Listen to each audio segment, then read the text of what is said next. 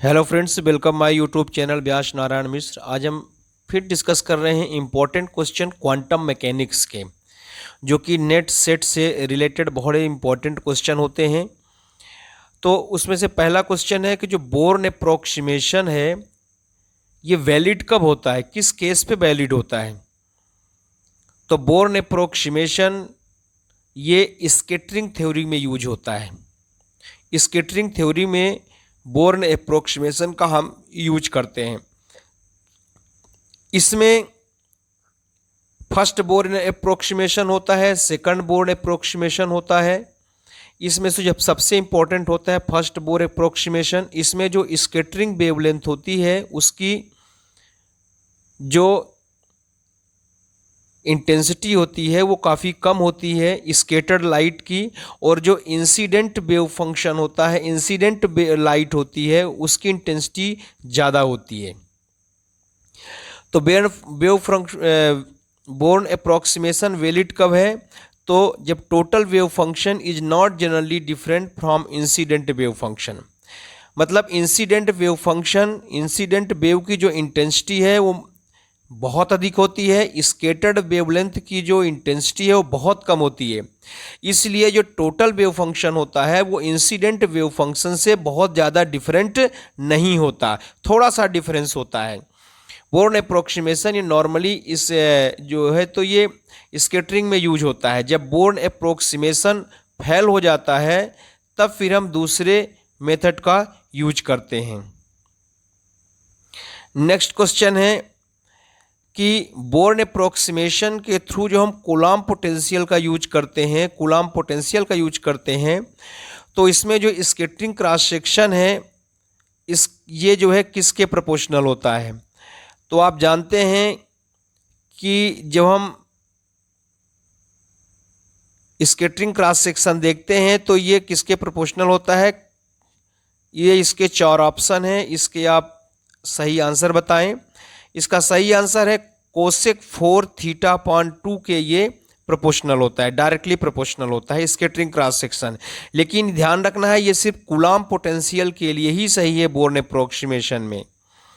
Next question है कि अगर कोई हार्ड स्फीयर है और हार्ड स्फीयर से स्कैटरिंग होती है तो क्लासिकल फिजिक्स के अकॉर्डिंग, क्लासिकल फिजिक्स का मतलब क्लासिकल कॉन्सेप्ट से है। 2 कॉन्सेप्ट होते हैं, क्लासिकल कॉन्सेप्ट और एक क्वांटम कॉन्सेप्ट। तो क्लासिकल फिजिक्स का मतलब यहाँ क्लासिकल कॉन्सेप्ट से है।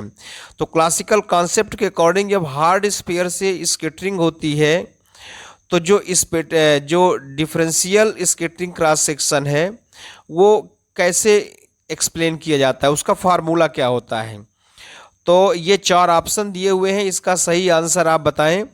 इसका सही आंसर है r² अपॉन 4। हार्ड स्फीयर से जो डिफरेंशियल स्कैटरिंग क्रॉस सेक्शन है उसका फार्मूला होता है r² अपॉन 4।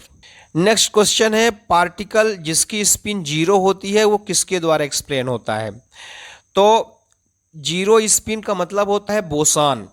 अगर स्पिन 1/2 या इसका इंटीग्रल मल्टीपल है n/2 है, जैसे 1/2, 3/2 इस तरह से, तो वो फर्मियांस कहलाता है। और अगर वो 0, 1, 2, 3 करके है तो वो बोसान कहलाता है। तो बोसान पार्टिकल के लिए स्पिन 0, देखिए बोसान पार्टिकल में स्पिन 0 भी हो सकता है, स्पिन 1 भी हो सकता है, स्पिन 2 भी हो सकता है। जैसे ग्रेविटान का स्पिन 2 होता है, फोटान का स्पिन 1 होता है, और जो आपका मेसान है इसका स्पिन 0 होता है। तो स्पिन 0 वाले जो पार्टिकल है वो किसके द्वारा एक्सप्लेन होते हैं, किस इक्वेशन के द्वारा एक्सप्लेन होते हैं। तो इसका जो सही आंसर है वो है Klein Gordon equation. Klein Gordon equation के थ्रू पार्टिकल स्पिन 0 वाले एक्सप्लेन होते हैं। नेक्स्ट क्वेश्चन है डिराक इक्वेशन क्या प्रिडिक्ट करता है। तो डिराक इक्वेशन ये बड़ा फेमस इक्वेशन है। डिराक इक्वेशन ये स्पिन एंगुलर मोमेंटम और एंटी पार्टिकल का एग्जिस्टेंस करता है। जो इलेक्ट्रॉन का एंटी पार्टिकल होता है पॉजिट्रॉन, ये पॉजिट्रॉन जो आया है ये डिराक इक्वेशन के प्रोडक्शन से ही आया है। डिराक इक्वेशन नॉर्मली ये फर्मियांस के लिए एक्सप्लेन किया जाता है और फर्मियंस जो है एंटी सिमेट्रिक होता है। बोसान क्या होता है, ये सिमेट्रिक होता है। तो जो एंटी सिमेट्रिक इलेक्ट्रॉन है उसका जो एंटी पार्टिकल पॉजिट्रॉन है वो डिराक इक्वेशन के थ्रू एक्सप्लेन होता है। नेक्स्ट क्वेश्चन है, इनमें से करेक्ट ऑप्शन क्या है।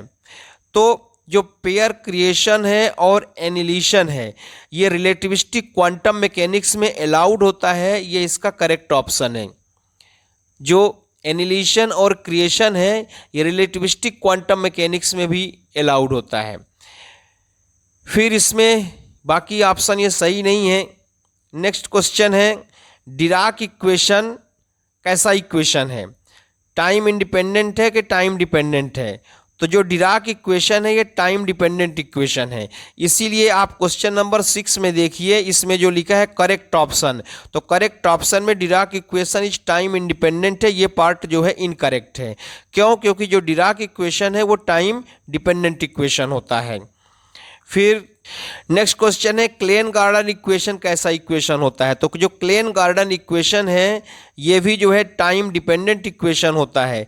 क्लेन गार्डन इक्वेशन ये स्पिन जीरो के लिए यूज होता है।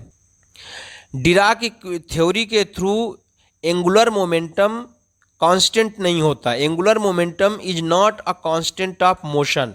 Constant of motion angular momentum नहीं होता डिराक थ्योरी के अकॉर्डिंग।